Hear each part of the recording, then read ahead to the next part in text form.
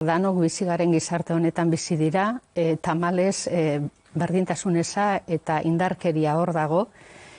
Indarkeria, emakumeen kontrako indarkeria, egiturazko arazo bat da, erroan berdintasun eza dagoena, eta gazteak mundu horretan bizi dira, gainera kasu askotan, eta mundu berri honetan, aro digitalean,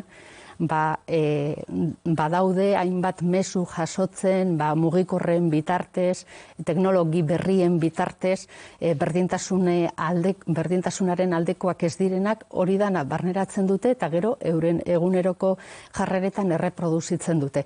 Horrexegatik funtsezkoak dira, badibidez, beldur barik antzeko programak non gazteekin indarkeria sexista prebenitzeko hainbat ekintza martxan jartzen dira. Alde batetik emakumeen alduntzea bultzatzeko eta beste batetik mutikoekin hegemonikoak direzen maskulinitate eredu horiek zalantzan jartzeko eta batzuk eta besteak aldaketaren eragile bihurtzeko.